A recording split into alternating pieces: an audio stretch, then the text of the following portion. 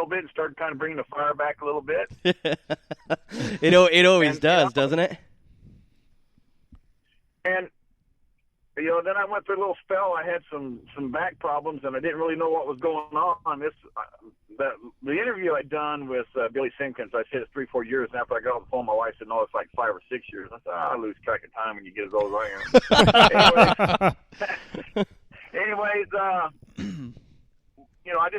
started having some problems Sunday mornings when I'd get up, a lot of numbness in my legs and feet, and didn't know what was going on. So I started going seeing doctors, and they sent me to specialists, and they advised me not to drive a car for a while until we know what's going on. And so I just kind of let it ride there for a few years. And I said, well, I can't drive. They said I can't drive. We don't know what's going on. I went and seen a doctor a few times, so I finally went and seen a specialist, Dr. Melamed, in Long Beach in California here, and he pretty much told me after we'd done some MRIs that I had calcium building up in my vertebrae. I didn't have no herniated disc or bone spurs or nothing. I had calcium building, and it was probably from me driving a dirt car for 45 years, 40 years. Getting slammed around. So, yeah, I mean, it's not the hard bouncing. They said he sees that a lot with motorcycle riders, dirt bike riders, whatever, but we got that taken care of. And when that was all done, my wife and everybody's with me, my daughter and the doctor, and I said, asked the doctor, I said, when it's all said and done, you think I'll be able to get back in a dirt car? And he told me he's not going to take something away that I look forward to and I've done my whole life, give myself a year to heal, see how I'm doing, whatever. Well, that was about my year passed about 5 months ago. So the biggest thing going on is my daughter, my granddaughter, which is 5. Everybody talks about it all the time. So then it started being brought up, Dad, Papa, Grandpa, are you going to come back and race? I want to watch you race. Everybody talks about it. I've never got to see you race. And then my daughter, and kind of started putting the fire back into me, proud to say. Nice, and I said, you know what? Yeah, I said, you know what? I'm going to go see if I can play with these kids. I'm going to race my son a little bit more. People always talk about all the races that me and Brad, the shows that we put on. We kind of have we've been keeping score. We're kind of like 5-5. I got 5 wins against him. He's got 5 wins against me. And kind of a fun game, carrying on, whatever. And I know I'm not going to be what I was back in the day, but I just wanted to see how I'd stand up against the kids, And so here we go. That's how it all started about 5 months ago. And I've raced I think last weekend was my 7th or 8th race back after being off for 5 years. So. Well, I got to tell you, Scott, you're holding your own against the kids. You're doing a damn good job of it. Well, I appreciate that. It's a whole different game. Things are, I don't really say they're tremendously more competitive than what I raced back in the day, but it's just it's different, the mentality of the racers that you race against and the outlook of the newer generation compared to my generation. That's the biggest thing I really noticed. And I think that's probably what played a big part in this weekend. Even now, the more people I talk to, the more comments I get where it's really divided of what's going on and kind of what happened is more of the old school generation style of racing, vision of how you race a car competitive against your competitors compared to some of the newer generation. And it's not everybody, but it's kind of split down the middle. It really is, especially here in the studio, and not split down the middle in a bad way. Just, it's, again, watching those videos that were posted by Simpkins. By the way, a great job. Absolutely. It was a matter of perspective of what you saw, when you saw, and what you think. Now, the discussion here for the last 15 minutes prior to you calling in was the slide job, if you want to call it that. Personally, I won't. I think a slide job is done with a little more skill than what we saw there, and you're not slamming up into someone's door and moving them a half a groove to get by them when you know you can't because you've tried it before in the bottom and it didn't work. A bonsai move in the last lap, moving somebody, in my opinion, is not a slide job. And, like you said, it's perspective on old school versus new school. I don't think you would have saw somebody say like, I don't know, Dave Bird from your area do something like that. No, you know what's, and it's kind of more of I went over to Brad's car owner's shop last night.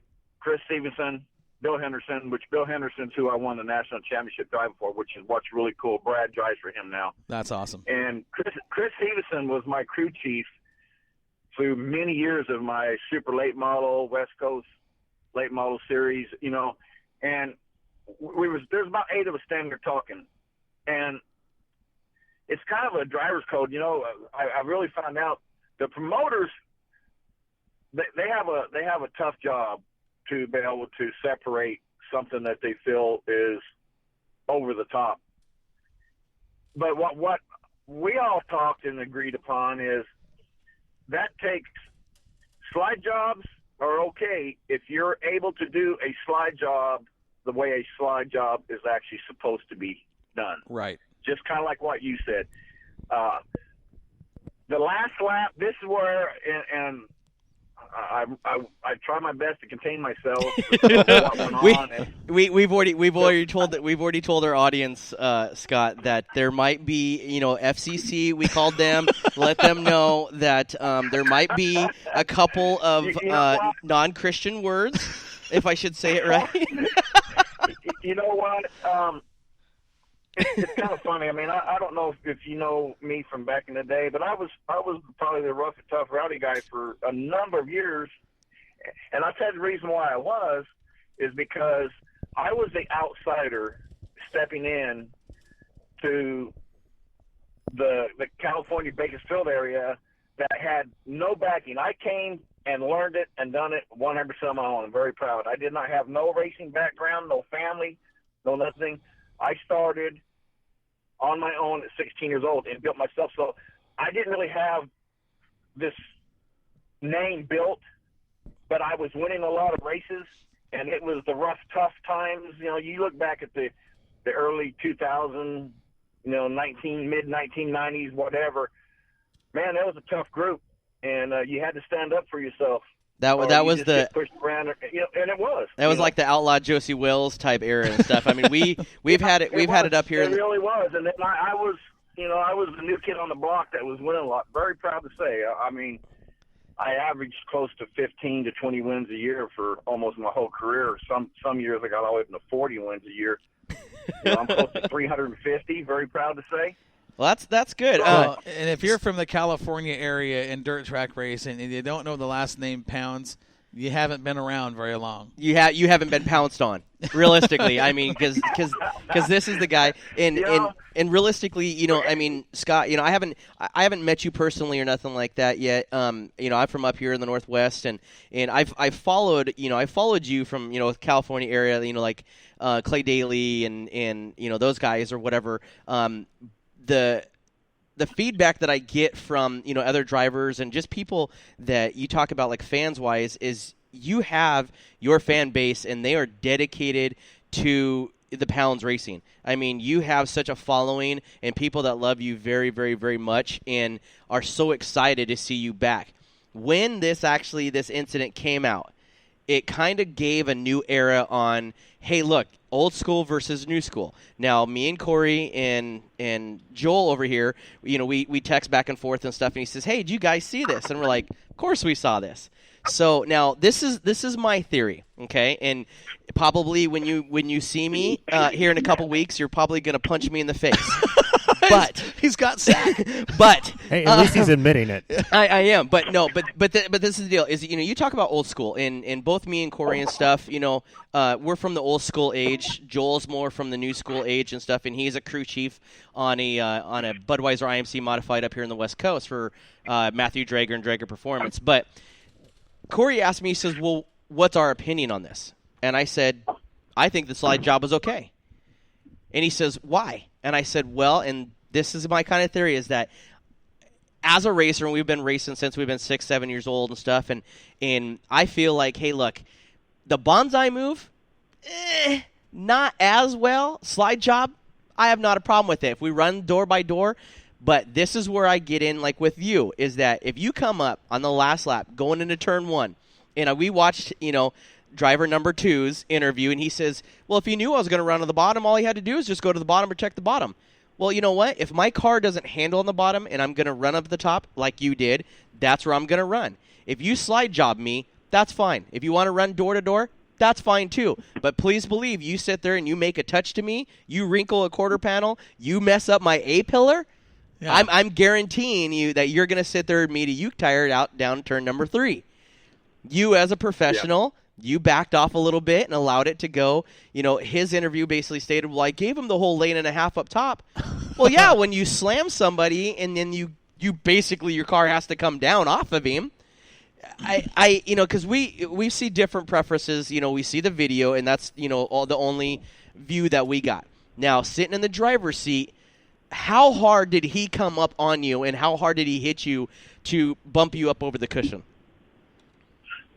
All right, I've thought about this, you know, nonstop, and I visioned it and put it back in my mind of what happened, and the biggest thing that went on, and it's probably because I haven't been in the seat for so long and I haven't dealt with people that, you know, feel comfortable or feel that's okay to do.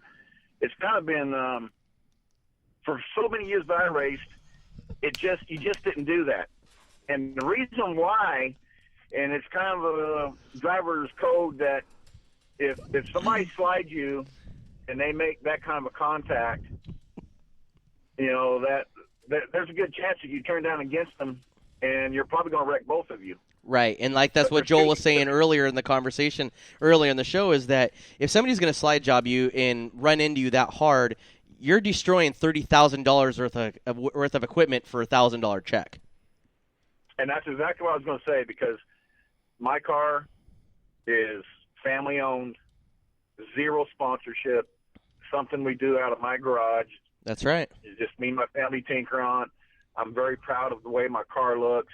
If it gets tore up, crashed, it could sit for weeks. But, you know, that didn't really come into play right at that moment. That's what's been on my mind from day one. And I even made the comment to Bradley a couple of weeks ago. I said, I don't know how I'm going to be able to adjust to this the way, you know, everybody's racing, because they're so aggressive. And like the last race I ran out at KCRP, I had a good car and I was running good, but I was in the middle of the pack, and it's like a bunch of bees swarming all around me. And I said, I got to get it into my mind that there's going to be contact. I'm going to have to accept my car getting beat up a little bit. I'm back old school. I care about how it looks like. And the last few races, and what's went on is I've pretty held my own. I've won a few heat races, and almost where I start is kind of like where I finish, getting a couple positions, whatever. But there've been races that have been redraws, and I've had terrible redraws. I draw 9 and 11, and I finish running the middle, and I do it, and I say, so I really found a off and setup and things that changed on my new car this last race. Thanks to GRT. Way, you know what I mean? So I won my heat, and I started on the pole. Yes, sir. And what's really kind of neat is I have a lot of people, a lot of drivers, and they think a lot of me because I've been a mentor to them, and I preach to them about race the track. Don't race other people. Track, get in your head. Don't worry about the competition. You drive the track. And I was pretty much doing what I preach. And I was telling myself the last few laps, because I had a few people giving me lead signs, and they're giving me a couple, 2-3 car lengths lead. So I'm telling myself, don't overdrive the entry, don't jump up the cushion, don't give the race away. So I was, and it was my fault in my part of being a little too conservative, but it was getting down to crunch time, and I was telling myself, as good as my car is, there's no way somebody's going to drive underneath me and pass me. There's no way. Let me stop you right there real quick. You get somebody outside, you're not going to go around me. Right. Now, here's... It's in my mind.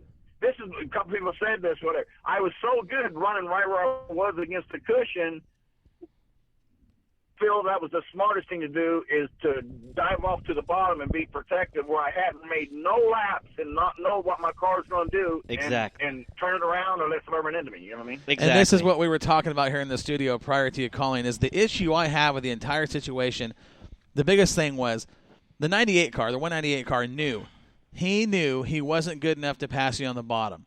And here's the thing about it. This Yeah. is the difference. This is what really makes the situation what it is. You did